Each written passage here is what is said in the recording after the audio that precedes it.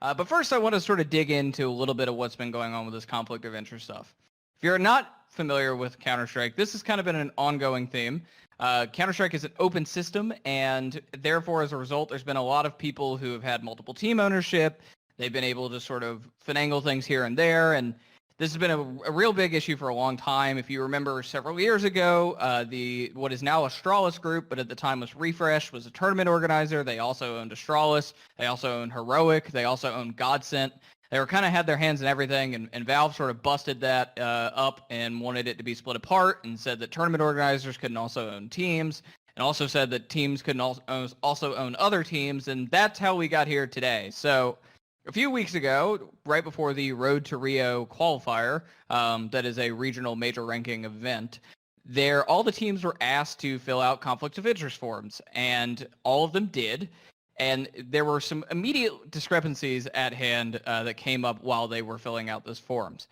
Specifically, there is a team called Yeah Gaming, which is a Brazilian team that qualified for this Road to Rio event, who is owned and co-founded by some of the people that are involved in MIBR and the core that used to be Luminosity Gaming, SK Gaming, and MIBR before some of those pieces split up. So the players that were called out by Valve that need to sort of resolve these conflicts are Taco, Coldzera are the players, Dead, who is the manager of MIBR, and Zeus, who is the coach of Evil Geniuses.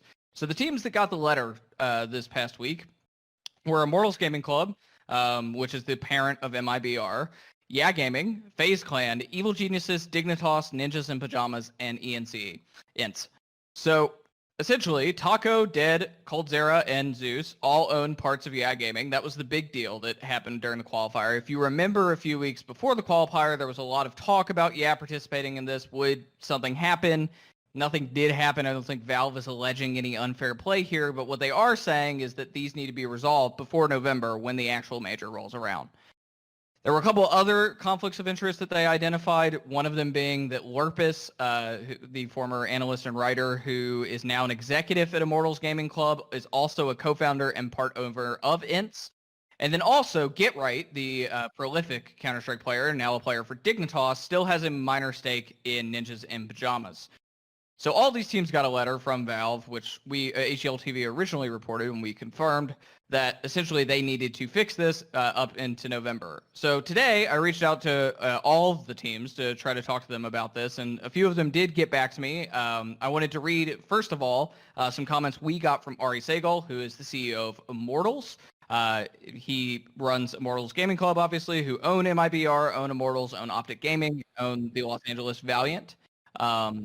And so essentially here is what he said to me. At the beginning of the year, we entered into a services agreement with Yeah, and were subsequently made aware of certain MIBR members' ownership interest in that company. We disclosed the service agreements and encouraged Yeah to disclose its ownership conflicts to Valve. Following disclosure to Valve, both the service agreements and ownership issues were made public and had been widely known in the CS community for several months. Now that Valve has informed us of its official stance, we will of course take the necessary measures to ensure compliance. We encourage our players to think of themselves not just as players, but as business people too. They will have professional lives after their playing careers, and we try to be supportive of our players engaging in activities that will benefit them economically, professionally, or both over the long term. Still, it goes without saying that all activity, ours and theirs, has to conform to and align with relevant rules and standards, and we will actively work with our players to get to the right place. So that's what Ari had to say, and essentially no one in me talking to them today denied this in any sort of way. The other part of this is that I got a comment also from Hacham Shaheen, who is the CEO of Ninjas in Pajamas, who said, since Christopher GetRight was transferred to Dignitas in December last year, we had an ongoing conversation about his ownership in NIP and conflict of interest it can have should we participate in the same tournaments. They've been planning a resolution for some time, which will be completed this summer. Even though the stake is non-controlling of a passive nature, it is important to the integrity we resolve this is in due course.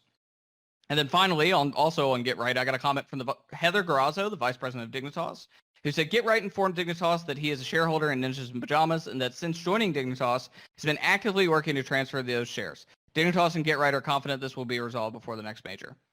And then finally, I spoke to the CGO of Evil Geniuses, Philip Aram, who said, Wilton, Zeus, was clear about his work with Yeah when he joined Evil Geniuses, and we supported his desire to keep building opportunity for Brazilians through Counter-Strike.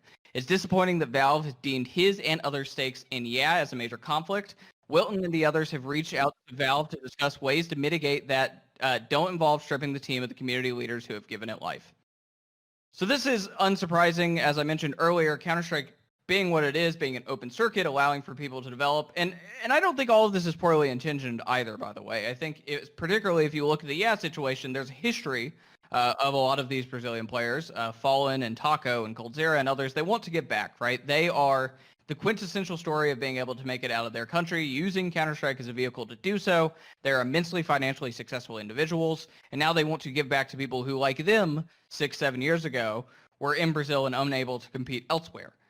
We saw this previously with how they gave back to what became Tempo Storm and then Immortals with the roster of Hin1 and Lucas1, and how they brought them to America to be able to compete after running a tournament.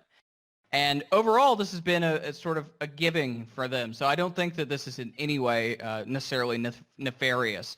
I think the same thing with the Ints and the Ninjas in Pajamas situations as well with Lurpus and Get Right. You know, Get Right's been with NIP for a long time. I'm sure that ownership share was initially promised or issued very early in his career when Counter-Strike players weren't being paid hundreds of thousands of dollars. The income was not very low. And I'm sure, or the income was very low, and I'm sure to incentivize him to stick around, there was probably ownership issued. How they'll resolve that, it's a little bit difficult, particularly right now in the middle of a pandemic where finances are a little dry for a lot of people. But I'm sure they'll get it fixed. And finally, with Ents, Lurpus is someone who's been around the scene for a long time, former player of Evil Geniuses. He co-founded that team. He's a smart guy. That's how he ended up at the Immortals Gaming Club executive position. Again, I don't think particularly nefarious, but this is sort of the pattern that Valve has been taking, and I found it notable that this was happening.